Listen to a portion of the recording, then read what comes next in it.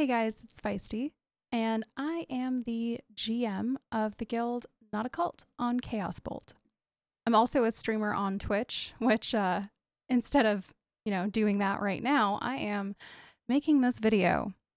And that is because we are in a bit of a server situation. I'll get right to it. So, a couple of days ago, Blizzard made a post effectively announcing that they were shutting down our server.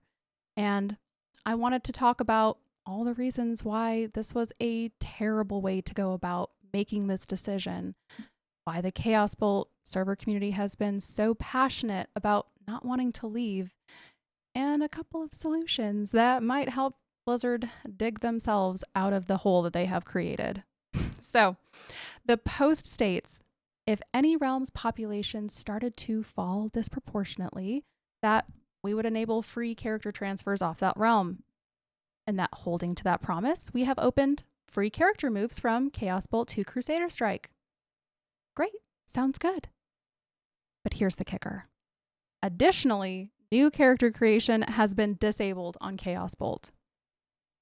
Now, this post comes off as Blizzard holding true to their promise, in order to help maintain a healthy server population, whatever, making it sound as though this decision to essentially kill the server and, force its players to move over to a massive server is somehow in our best interest. Like they're doing this for us, like we should be thanking them. But, there are a few issues with that, because if that were true, why would you suddenly allow free transfers over to Crusader Strike and then simultaneously freeze new players from making new accounts on the server if the intent was truly just to create a healthy server population? The statement said that you would enable free character moves off of that realm if, the population started to fall disproportionately. Didn't say anything about blocking new players from joining.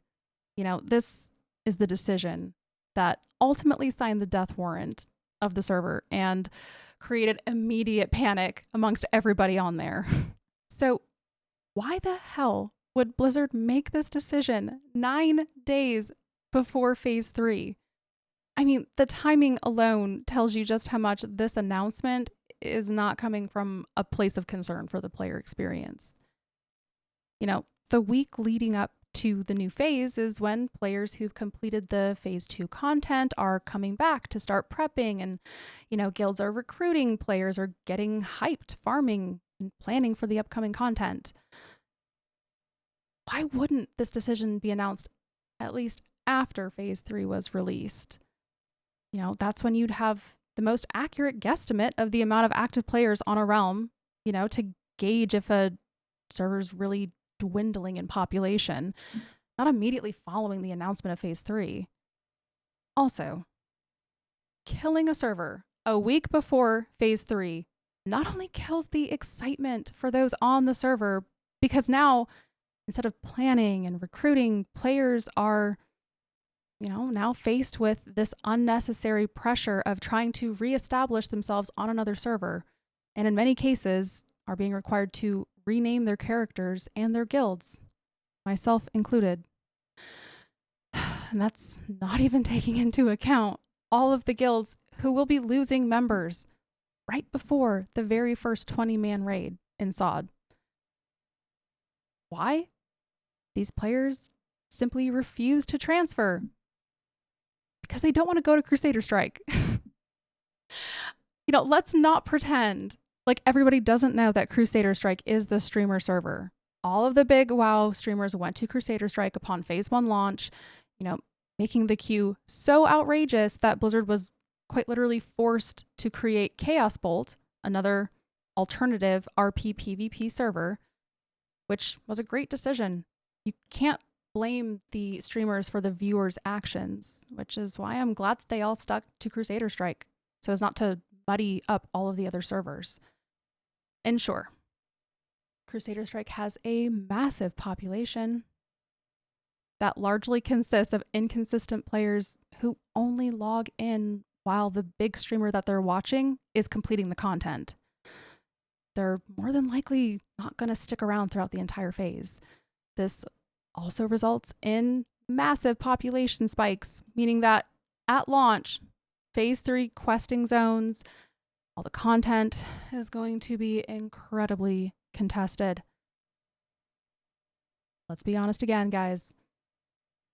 With it being a popular streamer server, y'all know it, the chat is going to be messy. And nobody actually expects any genuine RP to be active on that server.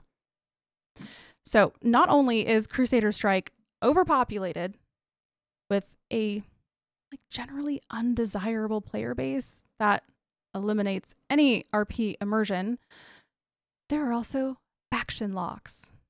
Yeah, meaning that the players on Chaos Bolt who might have Horde characters already on Crusader Strike are now forced to choose between transferring their Alliance tunes and deleting their Horde tunes or vice versa, which just sucks.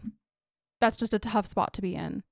So now, after receiving a bunch of backlash from the community for numerous reasons, including some of the ones I previously stated, Blizzard posted yesterday that they would now be opening transfers to Lavalash, an RP PvE server, for anybody looking for a more dedicated RP experience.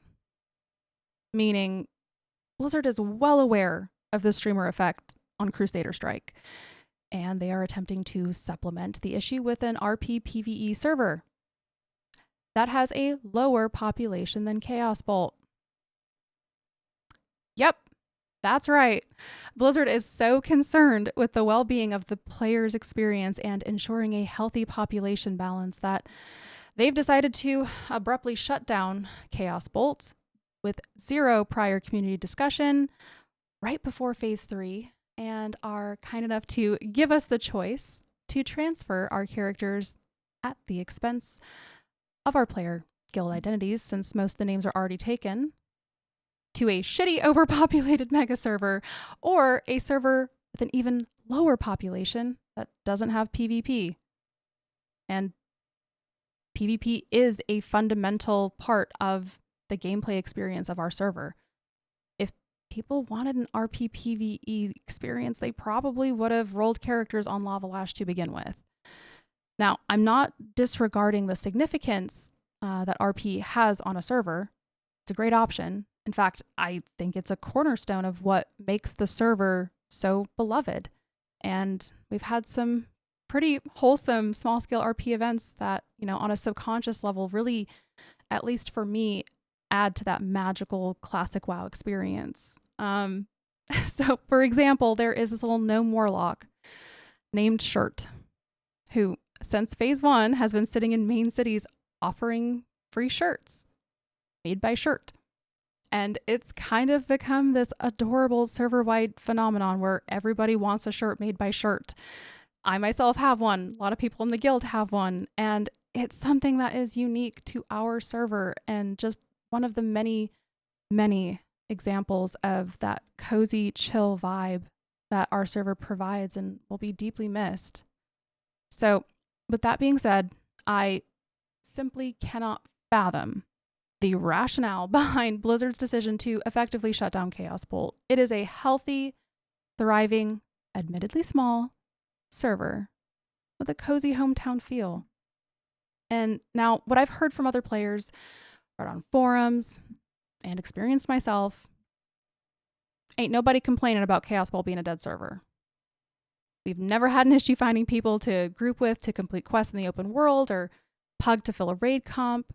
The auction house consistently had 4,000 to 6,000 items posted, and it never felt empty.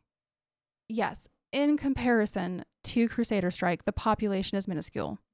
But for those on the server, it's been like living in the Goldilocks zone.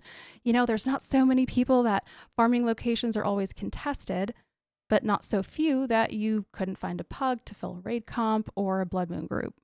Now, to be fair, I've also read some posts about people complaining that the zones are empty. And in response, I've also seen people suggest that the added layers implemented to fix all of the lag on Crusader Strike were also added to smaller ones, such as Chaos Bolt, meaning the server isn't dead. People are just getting stuck in an empty layer, which could easily be remedied by just removing them down to one layer.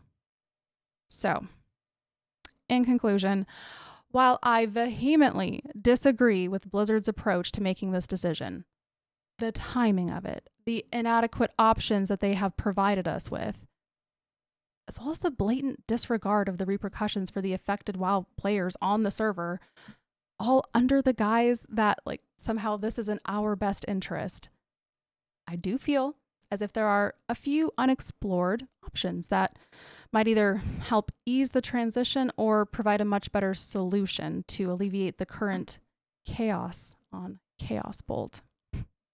So, hear me out. Option 1. If Blizzard is hell-bent on shutting down Chaos Bolt, at least give us a PvP option. This does not remedy most of the issues that we are currently facing. However, in my personal opinion, I believe that transferring to a PvP server such as Living Flame would be the lesser of three evils in comparison to the two alternative server options that we are currently presented with. Now, option number 2, and this is the most ideal scenario, just open up free character transfers to and from Chaos Bolt, Crusader Strike, Lava Lash, any other PvP server such as Living Flame or Lone Wolf. Let the players decide where they want to go. I'd be willing to bet there are more than a few players who rolled on Crusader Strike initially that no longer enjoy the vibe on the server and would appreciate the opportunity to, move over to a more wholesome, legitimate RP server like Chaos Bolt, but they felt trapped because they've already invested so much time into their characters and didn't want to re-level over again on another server. So that's my suggestion to Blizzard. Open free character transfers to and from Chaos Bolt and remove the freeze on new player character creation. Let the players decide. Now, I'm sure there are elements that I have missed, and if you guys can think of any, please feel free to share your thoughts and ideas in the comment section below. Thanks for hearing me out.